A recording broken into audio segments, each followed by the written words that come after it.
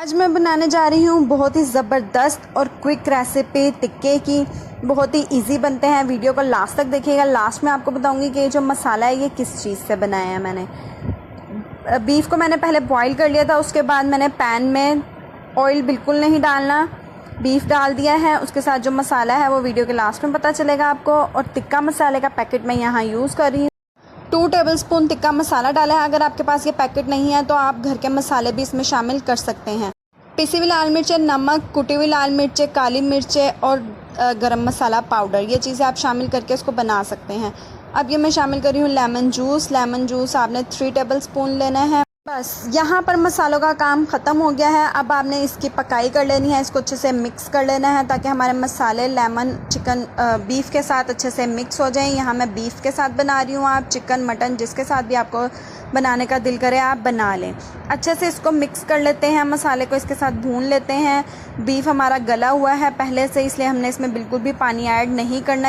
इतने आप जल्दी से मेरे चैनल को सब्सक्राइब कर लें और वीडियो को लाइक शेयर करना ना भूलिएगा। ये देखें, इस तरह से हमारा मसाला जो हमने डाला था और जो लेमन डाला था वो सारा हमारी बोटियों पर लग गया है।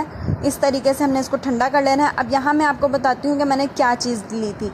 बॉईल किया था मैंने बीफ खाली। उसके बाद मैंने 1 प्याज का पेस्ट बनाया था और 1 टेबलस्पून मैंने इसमें लहसुन अदरक का पेस्ट डाला था। उसके बाद मैंने इसे 5 मिनट बीफ के साथ पका लिया था। कुछ भी पानी वगैरह कुछ भी शामिल नहीं किया था। सिर्फ हमने लहसुन अदरक और प्याज को खुश्क कर लिया था, बिल्कुल ड्राई कर लिया था, जहाँ से आपने वीडियो देखी है।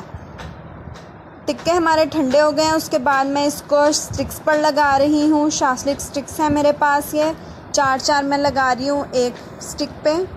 इसी तरह मैं तमाम जो स्टिक्स हैं वो रेडी कर लेती हूँ। यहाँ ये रेसिपी हमारी अभी कंप्लीट नहीं हुई है, आपने वीडियो को लास्ट तक देखना है। यहाँ इतने मैं आपको एक और वीडियो याद करवा दूँ चटखारा बोटी की, वो रेसिपी मैं आपको एंड स्क्रीन में दूंगी, ज़रूर ट्राई करिएगा, बहुत ही ज़बरदस्त बनती है।